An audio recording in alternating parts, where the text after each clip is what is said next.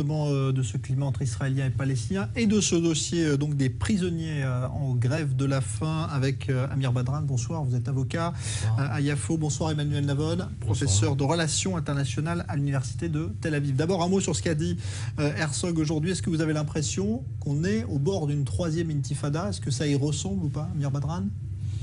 Ah non, je sais pas. Moi, d'après ce que je viens d'entendre, on est en train de parler pour parler. C'est-à-dire qu'il n'y a rien de nouveau dans ses propos. Au contraire, on a entendu parler qu'on veut avancer quelque part pour arriver à une paix durable. Mais apparemment, dans ce contexte dans lequel on entend ces jours-ci qu'il y a des pourparlers directs ou indirects, peu importe, entre le gouvernement israélien et le Hamas, on est en train de parler d'une manière ou une autre que le gouvernement israélien préfère ne pas parler à Mahmoud Abbas pour justement l'affaiblir, pour parler directement au Hamas, pour lui soi-disant donner un certain espoir sur un certain enlèvement de l'embargo sur Gaza. Et à mon avis, il ne s'agit que de la stratégie, de la tactique, mais rien d'autre. Emmanuel Navon. D'abord, en termes de chiffres, quand on parle de troisième intifada, le chiffre n'est pas exact. Il y en a une première en 1921, une deuxième en 1922, une troisième en 1929, une quatrième en 1936. Donc les chiffres ne sont pas exacts. Mais je pense que, en ce qui concerne Yitzhak Herzog, il a également parlé d'arriver à un accord dans 2 ans. Je doute fortement qu'Yitzhak Herzog soit toujours le chef du parti travailliste dans 2 ans. C'est un parti qui change ses têtes en moyenne tous les ans. Et on sait qu'aujourd'hui, l'ancien chef d'état-major, Gavi Ashkenazi, se place en ligne pour le remplacer. Il hésite encore entre le parti de Yair Lapid et le parti travailliste. Dernier point, effectivement, les négociations, ou les rumeurs de négociations que vous avez évoquées avec le Hamas. Et là, il est vrai qu'il y a des pourparlers qui ont lieu aujourd'hui dans lesquels la Turquie est impliquée. Pourquoi est-ce que la Turquie est impliquée? Je rappelle que avant-hier, le gouvernement israélien a signé cet accord sur le gaz, que la Turquie est intéressée par le gaz israélien, mais la Turquie ne peut pas se permettre de signer un contrat de plusieurs milliards de dollars avec Israël sans faire quelque chose en ce qui concerne le blocus maritime et naval et militaire de la bande de Gaza. Donc c'est dans ce contexte que ces négociations ont lieu. C'est la Turquie et Israël qui ont un intérêt à ce que ces négociations ont lieu sur la bande de Gaza. Ce n'est bien entendu pas contre Mahmoud Abbas. Simplement, il y a des intérêts communs entre la Turquie aujourd'hui et Israël qui se renouent autour du sujet du gaz naturel. Alors, on va aborder maintenant ce dossier des prisonniers palestiniens en grève de la faim et notamment celui de Mohamed Halal. On a vu aujourd'hui qu'il avait lancé une sorte d'ultimatum à Israël. Est-ce que ça vous semble être, Amir Badran, une nouvelle forme de lutte que vont peut-être utiliser ces détenus palestiniens qui attendent les procès et qui ne veulent plus attendre, semble-t-il?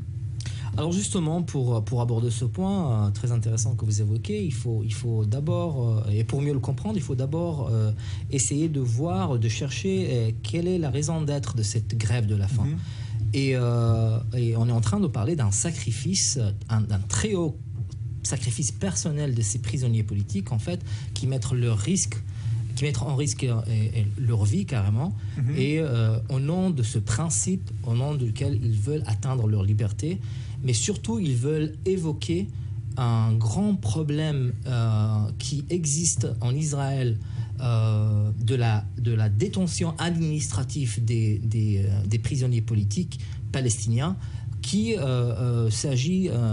devient de plus en plus un instrument très facile pour les renseignements généraux israéliens et pour l'armée israélienne, et qui utilise cet efficace instrument, et je le dis bien sûr d'une manière très cynique, pour mettre ces Palestiniens en prison. Et pour comprendre de quoi s'agit-il quand on parle d'une arrestation administrative ou d'une détention administrative, donc il faut savoir qu'en fait les renseignements généraux et l'armée n'ont pas...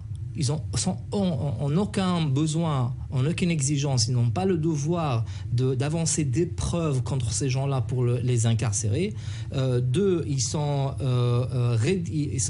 Ces gens-là ne sont même pas rédigés contre des lettres d'accusation ou même voire des demandes d'arrestation précisant de quoi ils sont soupçonnés. Donc ils ont du mal même à se défendre. Troisièmement, ils n'ont même pas le droit d'être présentés devant un juge qui puisse entendre ce qui est en train de se passer et pour réglementer ça. Et quatrièmement, le système israélien jouit de cette manière-là, en fait, d'une absence totale d'une supervision ou d'une inspection du système judiciaire israélien. Et comme ça, en fait, ils sont libres de faire ce qu'ils veulent, autant qu'ils veulent. Et c'est contre ça exactement que ces gens-là, ces prisonniers politiques, sont en train de sacrifier leur vie en disant, voilà, il est temps qu'on arrête ça. Et il faut comprendre que ce sont des initiatives personnelles. C'est-à-dire qu'il n'y a pas une vague de prisonniers politiques quand vous l'avez vu. Peut-être possibilité. Pour le moment, c'est le deuxième cas seulement, et ça dure depuis plusieurs mois. L'Inde depuis 64 jours, alors que Mohamed était bien avant. Et depuis ce jour-ci jusqu'à aujourd'hui, on n'a pas entendu d'autres cas, on n'a pas eu de massive solidarité avec ça, et c'est peut-être très grave. D'ailleurs, les renseignements généraux... Je vois qu'Emmanuel Navon répond là-dessus. Est-ce que vous avez l'impression que c'est une stratégie, justement, qui vise à piéger le gouvernement israélien, ou bien est-ce qu'il s'agit de cas isolés et qui font pression de manière individuelle? D'abord, les faits. Vous avez dit qu'il n'y a pas de supervision. Or, votre reportage lui-même vient de dire que la Cour suprême va se prononcer. La Cour suprême, c'est une supervision sur ce processus. Ce processus qui est effectivement très problématique pour un pays occidental démocratique. Il est problématique également aux États-Unis avec la baie de Guantanamo, où il y a également des détentions administratives. Entre parenthèses, c'est un système que le système juridique israélien a hérité de la Grande-Bretagne. Mais il est clair qu'aujourd'hui, il s'agit, ces détentions administratives qui, entre parenthèses, viennent d'être étendues également aux Juifs aux terroristes juifs par le gouvernement la semaine dernière ou il y a 2 semaines, sont un procédé effectivement problématique pour un pays démocratique, de la même manière que la baie de Guantanamo est problématique aux États-Unis. Il y a cependant une certaine supervision qui est celle de la Cour suprême, comme on l'a vu dans votre cas. Ensuite, la question qui se pose est la suivante. Est-ce que Israël, à mon sens, devrait revoir sa politique de détention administrative? Je pense que oui. Est-ce qu'elle devrait céder aux menaces de la guerre de grève de la faim de ce prisonnier particulier? Je pense que non. Pourquoi? Parce que cela, bien entendu, ouvrirait une brèche où ça deviendrait presque, entre guillemets, un sport national. C'est-à-dire que si l'un sort de prison à cause d'une grève de la faim, on n'en termine pas. Je vous rappelle qu'il y a un précédent, dans un cas différent, mais semblable cependant, en Grande-Bretagne, dans les années 80, lorsque Margaret Thatcher avait refusé de céder aux pressions des grèveurs de la faim de l'IRA, de l'armée républicaine irlandaise, et ils ont fini par décéder. Ils exigeaient d'avoir le statut de prisonnier politique alors que c'était des terroristes. Margaret Thatcher n'avait pas cédé. Je pense qu'il ne faut pas céder, mais effectivement, il est temps peut-être de revoir cette politique de détention qui, pour un pays démocratique, est problématique, même si Israël, effectivement, a affaire à des attentats terroristes qu'aucun autre pays occidental n'a affronté. Justement, il y a une loi qui a été votée qui prévoit justement d'alimenter de force les détenus en grève de la faim. Visiblement, elle n'est pas appliquée puisque les médecins israéliens refusent de le faire. Donc ça veut dire que finalement cette arme reste efficace, cette arme de la grève de la faim. D'abord, il faut comprendre que cette loi, cette soi-disant loi, parce qu'en fait, elle a passé de juste au Parlement israélien, mais là encore, à mon avis, dans les conditions et dans le cadre de loi qui soit acceptable, ceci n'est pas acceptable ni par la morale, d'ailleurs ni par la plupart des médecins au monde, non pas uniquement en Israël. Et c'est vrai qu'elle n'est pas applicable. D'ailleurs, ici en Israël, par exemple, une loi a été prise qu'il est interdit de nourrir par force les oies pour avoir les oies de canard. Le foie gras, alors que pour les prisonniers palestiniens, on crée une loi spécifique pour eux, pour les nourrir par force, et c'est pas pour sauver une vie, c'est pas la même chose. Non. Alors là, c'est ça ce qu'il faut comprendre. C'est là qu'il faut comprendre. C'est pas par souci, c'est pas que le système juridique ou les parlementaires israéliens se font des soucis pour ce tel ou tel prisonnier qui va faire la grève de la faim pour qu'il puisse finalement pas mourir à cause de cette grève, mais bien au contraire, parce qu'on craint les émeutes que ça peut entraîner, on craint le soulèvement que ça peut entraîner, et la chaîne dont vous avez parlé, une vague de prisonniers, ou même pas de prisonniers, on craint le régime israélien, le dit haut et fort aujourd'hui, on craint que si jamais Alan va mourir, eh ben, il y aura des émeutes, des fortes émeutes, non pas uniquement dans les territoires occupés, mais aussi à Gaza.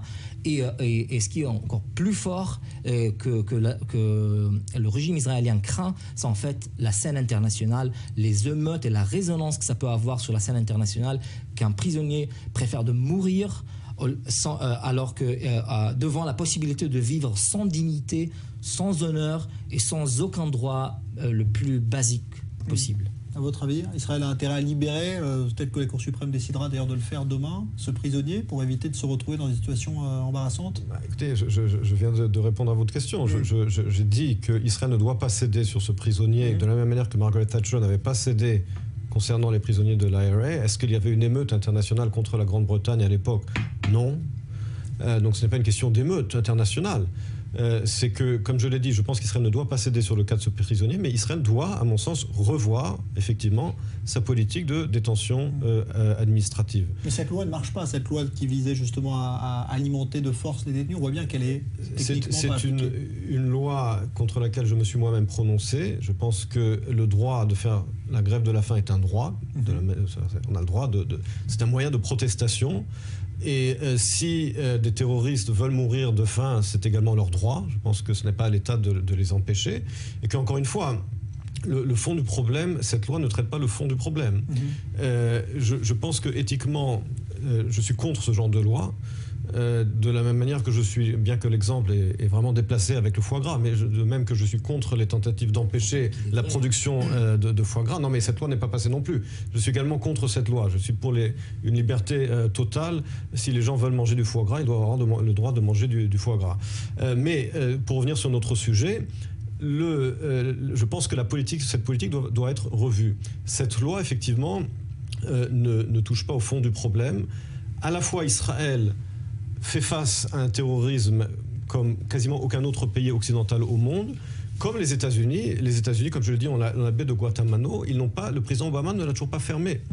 Il y a là de véritables dilemmes. D'un côté, une démocratie qui se bat contre le terrorisme. D'un côté, une démocratie qui doit respecter des normes légales et judiciaires comme toute démocratie.